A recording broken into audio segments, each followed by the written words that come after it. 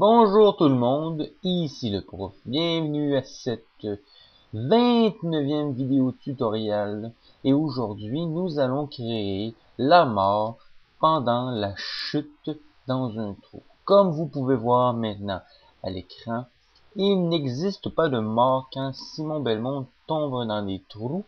Alors aujourd'hui, nous allons créer cette petite fonction très simple en passant, étant donné qu'on sort d'une grosse série de vidéos sur le fouet, le prof, il s'est dit, on va prendre ça un petit peu plus relax pour la prochaine vidéo.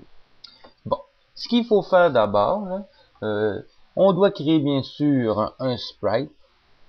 Un sprite habituel qui va être un bloc parce qu'on a différents blocs, vous savez, à date on a les blocs qui font surtout office de sol, on a des blocs qui font office de sortie et maintenant ça va être un bloc qui va faire office de mort. En fin de compte, c'est la mort directe quand on touche le bloc rouge qu'on vient de créer, ben Simon Belmont tombe immédiatement à 0 de vie et même je dirais à -1 de vie pour s'assurer qu'il est bel et bien mort.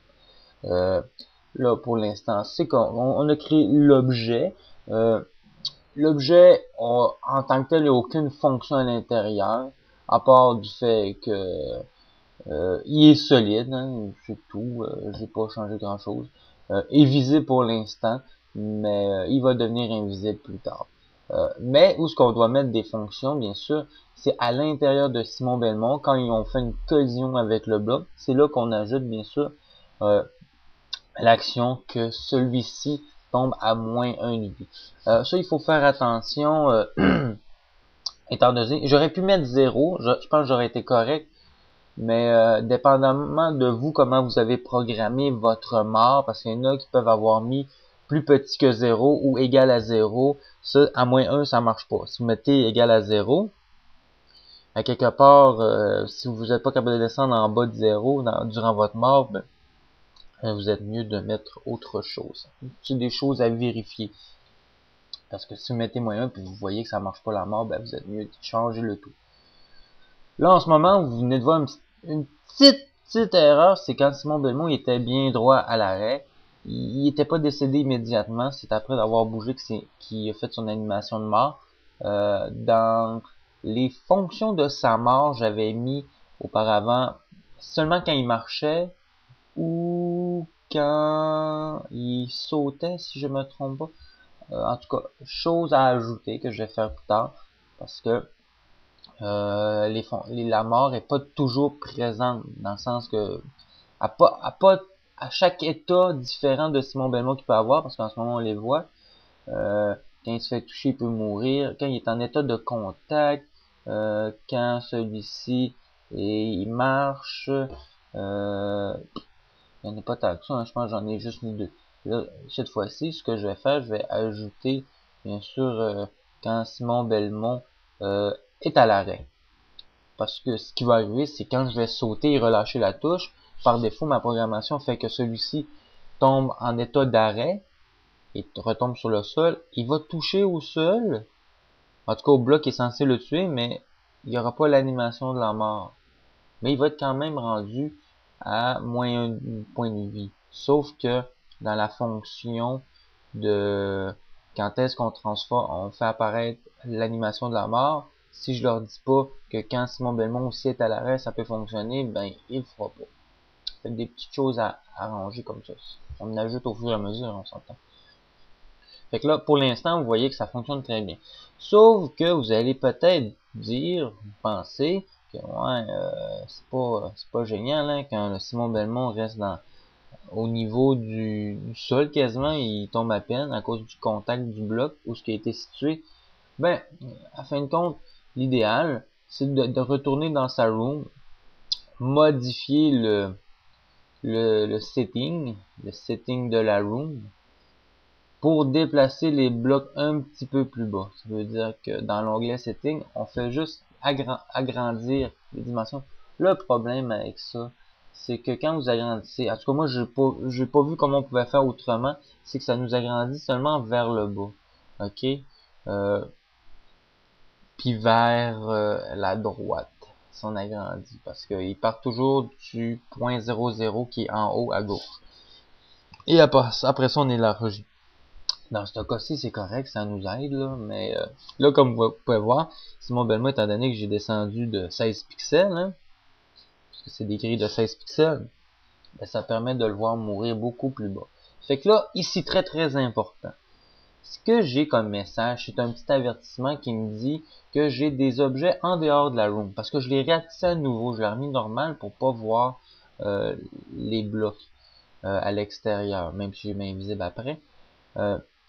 Il me dit qu'il y a des objets à l'extérieur, puis il me demande si je veux les supprimer. C'est très important de dire non, parce que, fin de compte, ces objets-là, tu veux les conserver. Mais des fois, ça arrive de placer des objets sans savoir qu'ils vont tomber à l'extérieur de la room. Fait que des fois, ça peut être pratique de dire oui. Mais ça, en tout cas, faut le savoir. Hein. Bon, là, ce que je vais faire, c'est étant donné que Simon Belmont meurt, je vais faire une petite animation que je vais créer moi-même d'éclaboussures de sang.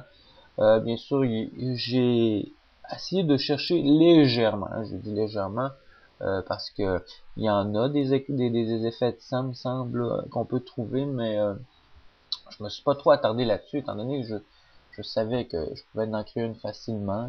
C'est simplement que tu fais tes petites taches de sang, tes petits pixels de sang de différentes couleurs rouges, et après ça, au fur et à mesure, tu dupliques ton image, et après ça, ben, t'en rajoutes de nouvelles éclaboussures de sang. Puis, je veux dire, j'en ai fait plusieurs images de même. Je sais plus exactement comment j'en ai fait, mais j'en ai fait plusieurs. Et ça donne un effet intéressant parce qu'on peut faire fonctionner tout de suite, quand vous regardez, le petit preview, ok? Quand vous cochez sur la case, quand on a les différentes images, différents sprites, ben on peut voir l'animation comme en ce moment. Le show preview.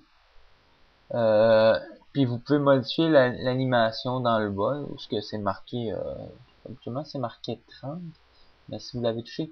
Ça, une chose importante, ouais, la vitesse en bas, là, que vous voyez en bas à droite, là, qu'on n'a pas vraiment le temps de voir parce que je passe à d'autres fenêtres, c'est une vitesse, je l'ai déjà dit, mais je le redis, c'est une vitesse simplement de visionnement pendant qu'on est dans dans la fenêtre quand on travaille sur les images. C'est pas une vitesse d'animation dans le jeu. Très important à savoir.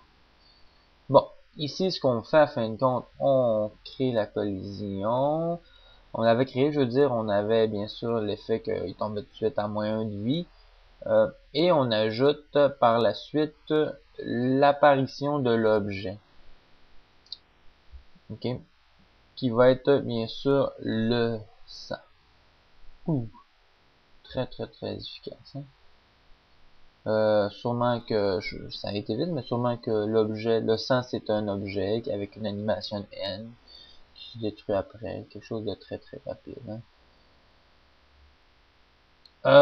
Comme vous pouvez voir, le Game Over est pas super efficace. Je l'ai modifié dans une autre version de jeu, mais comme je vous avais dit, j'allais en faire un autre à un moment donné, vraiment mieux expliqué parce que j'étais vraiment pas satisfait parce que avec plusieurs essais, j'ai eu des problèmes de capture, puis au final, j'étais j'étais comme tanné de recommencer la procédure. Et je me suis dit, à la limite, je vais l'expliquer comme je l'ai fait, puis que à un moment donné, je vais en faire un autre parce que j'ai fait quand même des petites modifications par rapport à ça. Bon, ben, ça fonctionne très bien. C'est qu'on va se laisser là-dessus sur un beau Game Over que j'ai modifié. Gardez pas l'image, prenez juste le texte, c'est déjà beaucoup mieux, je trouve. Ça fait que, hein, c'est une petite vidéo, hein, pour faire changement des grosses vidéos lourdes sur le fouet, ça fait du bien au prof. C'est que, ben, je vous dis bonne continuation, hein.